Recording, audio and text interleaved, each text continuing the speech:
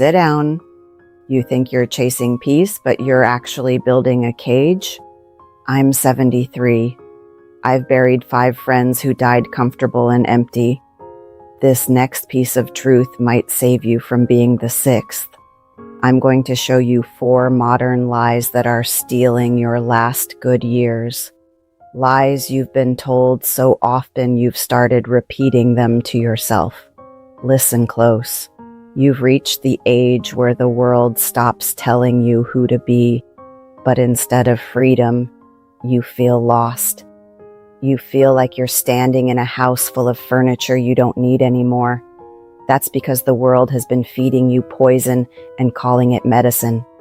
They tell you to simplify, downsize, declutter, rest, relax, retire. And you do it. You give away your mother's dishes. You sell the house with the big yard. You trade your truck for a smaller car that's easier to park. And then you sit on your porch with a cup of coffee that's gone cold. And you ask yourself, is this it? That hollow ache in your chest? That's the sound of a life being strangled by comfort. That's the sound of a spirit wrapped in blankets and smothered. The old ones knew better. The old ones knew that a river that doesn't fight the rocks is just a puddle. The old ones knew that a fire that isn't fed dies. They knew that comfort is for the end of the journey, not the middle, not the place where you still have breath in your lungs. And you still have breath. I can hear it. I know it's there. So I'm going to walk you through the 4 lies, one by one. And by the time we're done, you're going to see the cage you've been living in. And then you're going to decide if you want to stay in it. Lie number 1. Retirement is the time to finally relax. They tell you you've earned it. You worked 40, 50 years. You paid your dues. Now you can put your feet up. I had a friend named Beatrice. Beatrice was a nurse, worked double shifts for 32 years, raised 3 boys alone after her husband ran off. She was the hardest woman I ever knew. Strong back, stronger will. She retired at 66, sold her house, moved to a little condo by the lake. She painted the walls beige. She bought a rocking chair. She had her coffee every morning and watched the ducks. She told me she was finally relaxing. 12 months later, she called me crying. Couldn't sleep. Couldn't eat. Her body ached. Her mind raced. She felt like she was drowning in stillness. She said, "Helen, I thought I wanted this. I thought this was the reward." Do you know what I told her? I told her she had confused relaxation with dying. The truth is, you were never meant to stop. The old ones didn't retire. They shifted. They moved from heavy work to meaningful work. They didn't stop being needed. They just changed how they were needed. Beatrice started volunteering at the hospital again. Not nursing. She couldn't do that anymore. She held babies in the NICU. Premature babies, tiny as birds, with no mothers around. She held them for hours. The nurses told me the baby's heart rate steadied in her arms. She died 3 years ago, peacefully, at the end of a day where she held 2 babies. The last thing she said to me was, "I'm not tired. I'm just done."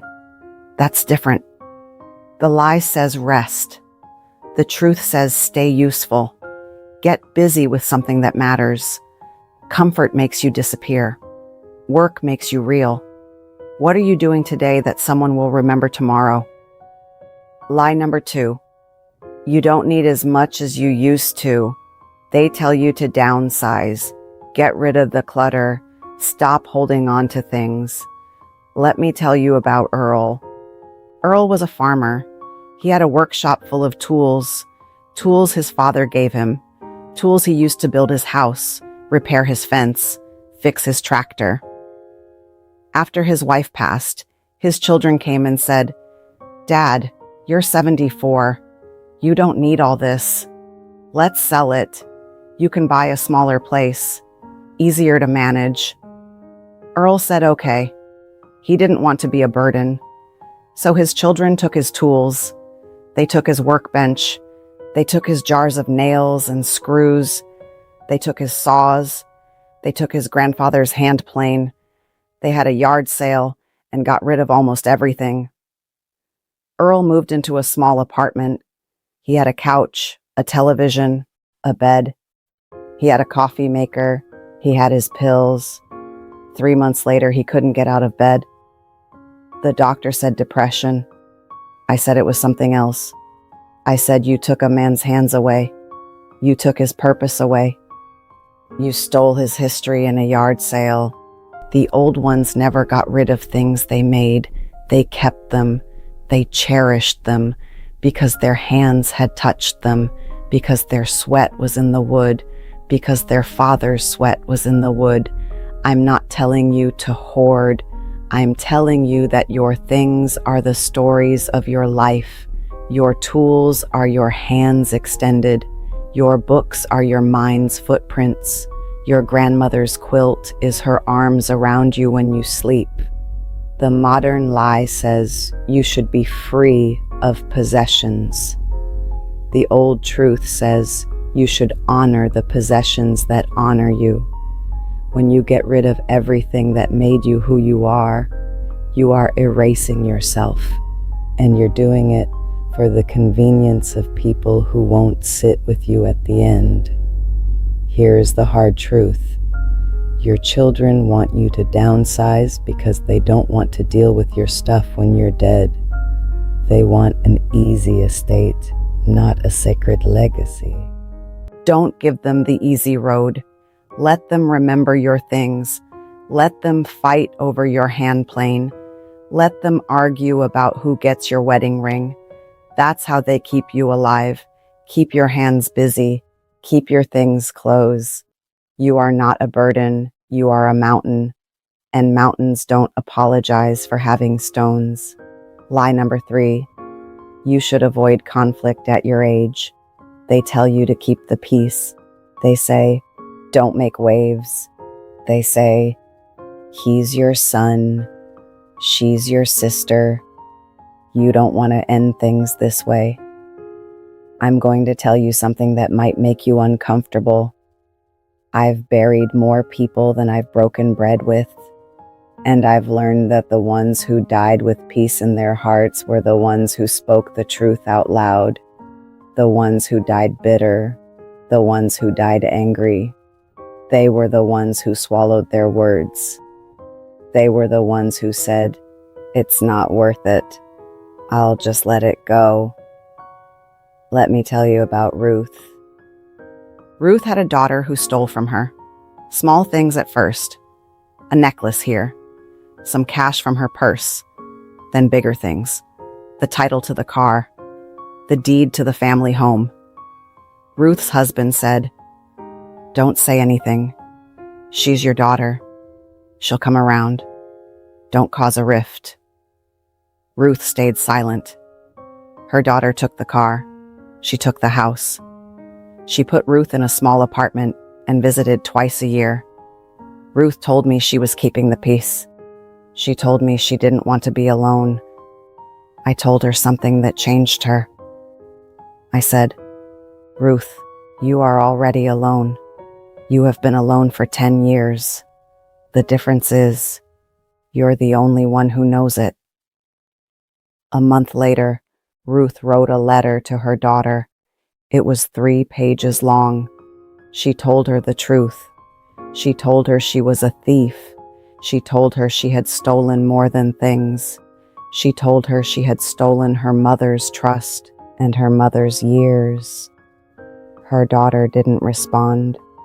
They don't speak now. But Ruth slept well for the first time in a decade. She died in her sleep 6 months later. Peaceful. Her face was calm. I saw her. I closed her eyes. She was free. The modern world tells you that conflict is bad, that you should avoid it, that you should be soft and understanding. The old way says that truth is the only medicine, that a knife cuts clean and heals faster than a dull blade that tears the flesh. You don't have to be mean. You don't have to yell, but you have to speak. You have to name the things that are wrong. You have to call the thief a thief. You have to call the lie a lie. If you don't, you will die with your teeth clenched.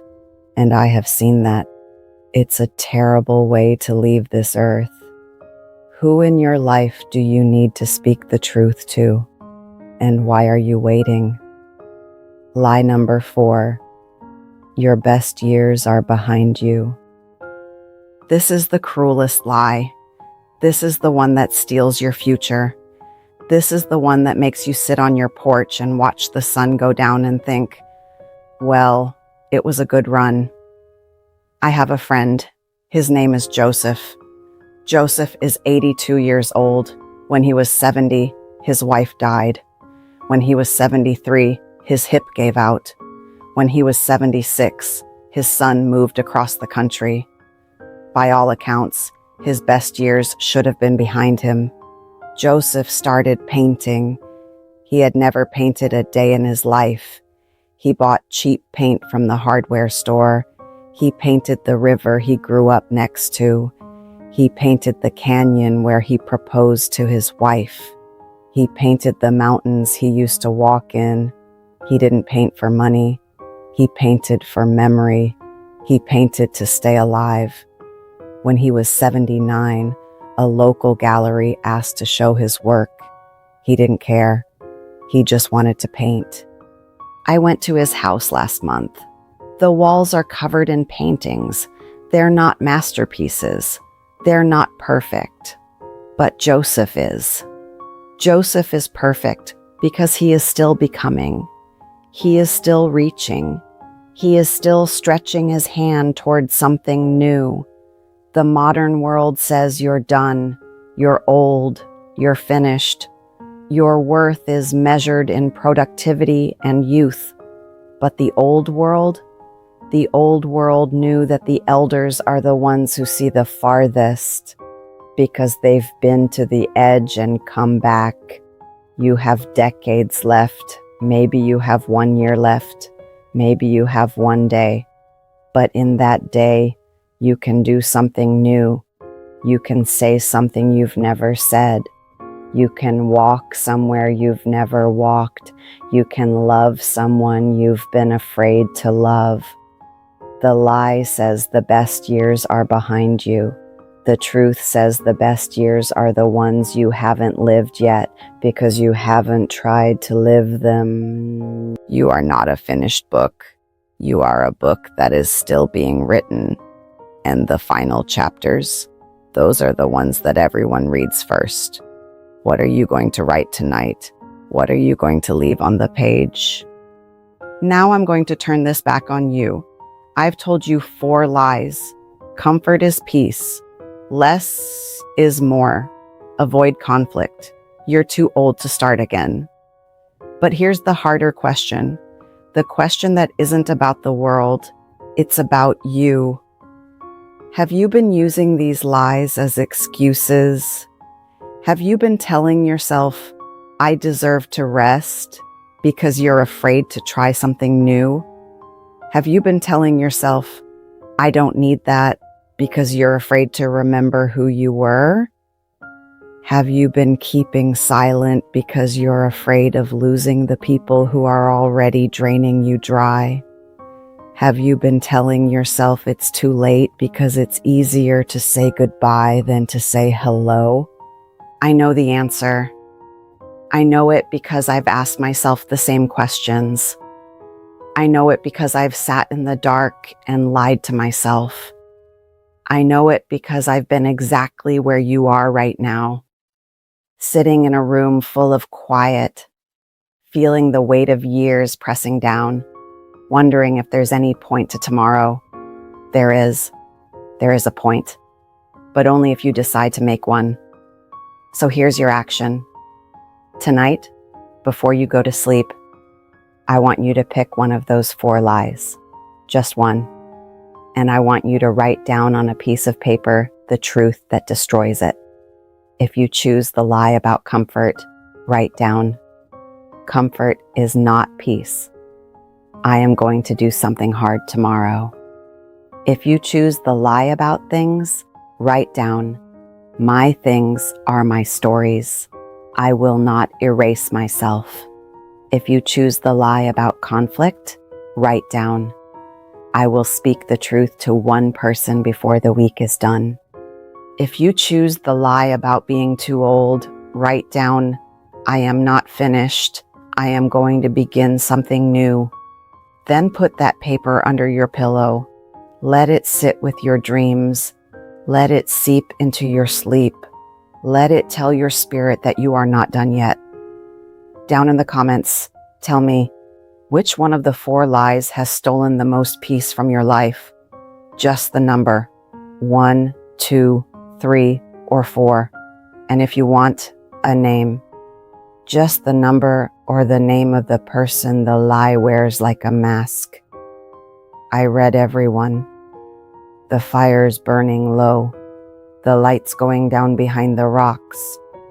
You've got fewer evenings ahead than behind. Don't waste a single one.